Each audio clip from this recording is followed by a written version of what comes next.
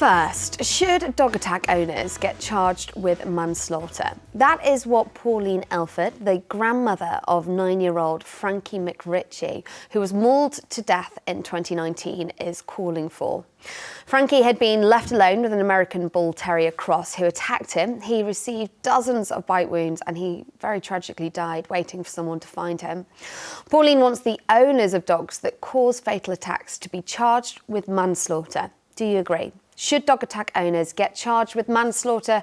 Or do you think there are circumstances where it's not the owner's fault that the dog lashes out? Do get your calls in now. The number is 0207 862 2222. What do you guys think? Should these, if you are owning a dog that mauls somebody to death, should you be facing the manslaughter charge? Yeah, absolutely. Look, I think manslaughter feels harsh when you first look at it. But you start to think about every dog owner has an opportunity to choose what type of breed of dog that they own and they look after. It's also their responsibility to actually look after that dog. I didn't realise we had 11 million dogs in this country. It's their responsibility to look after that dog, and especially when you're losing the life of a young boy such as him, under such circumstances, I think it's really important to create a deterrent that makes sure that pet owners are doing everything that they can do to make sure that those dogs are safe around us in society. Unfortunately, there is no such thing as like a dog jail. It is not just appropriate to put the dog into detention for a period of time.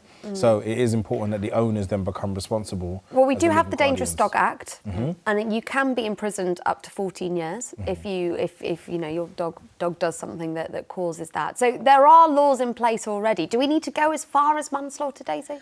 Well, you can be charged and found guilty with manslaughter already. The law is there. It's not used very often.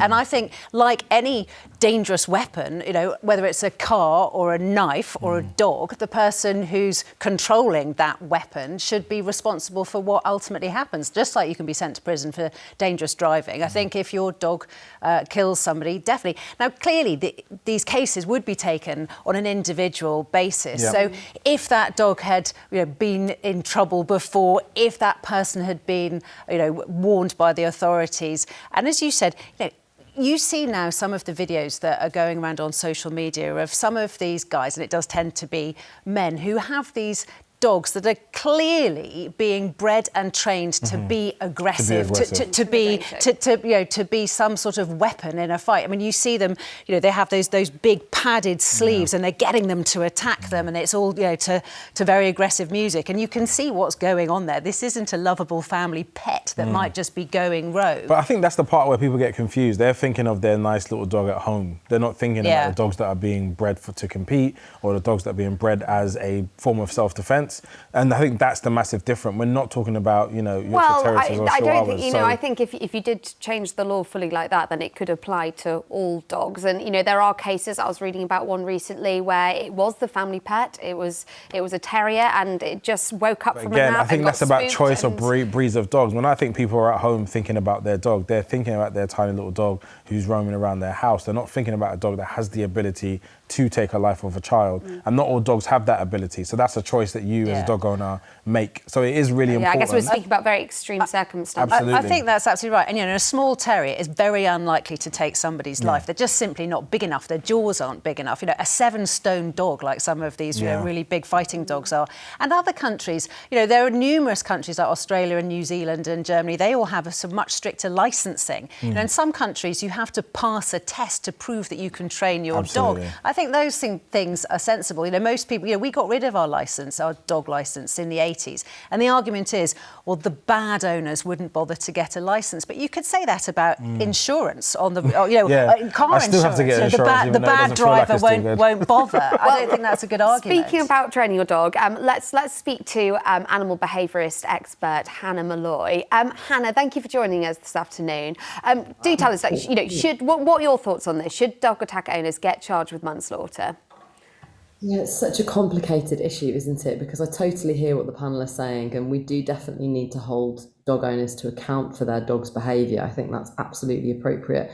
But I think there are some mitigating circumstances that a blanket law would be really unhelpful for. For example, if we think about, say, Natasha Johnson, who was killed sadly by her own rescue pit bull, and she was a dog walker. Now, had she been handling somebody else's dog, and she was walking them, she's in charge of those dogs in that moment. So that's a really difficult one, isn't it? And then we think maybe Anne Dunn, who unfortunately was killed by her grandson's dog. And when we actually put humans into this picture, when we create a blanket law, it can become a lot more complicated, can't it? Can you imagine going to prison for manslaughter when it was your grandmother who'd passed away? I think we need to be a little bit more thoughtful about this. And I totally hear what you're saying, Daisy, that some terriers are very small and you wouldn't have thought that they would kill a human being. But actually, I think if a small dog bit an elderly or fragile person and they ended up in hospital and died from their injuries because they were fragile or they had another sickness, these are things I think we really need to take into consideration. For me, it's always prevention is better than the cure, and I think licensing is a really good solution to this problem. Yeah. Okay, so licensing is a good place to go down. Let's just put some of those points to you guys, because you do slightly disagree on this. You know, what happens in the case of a dog walker? Or maybe the dog's provoked, or maybe the dog suddenly turns, and it really isn't the human's fault. But should they be up facing manslaughter charges? But I think that would come under the same category as every other death that the police deal with, where they will look at the circumstances around that death and decide, is this possible murder, is this possible manslaughter, or is this accidental death? You know, that's what happens with every suspicious death that comes across the police's desk. So I don't see it would be any different. Also, you should never try and make laws for the minority, kind of thinking of those tiny little opportunities where if these things happen, then how does that work?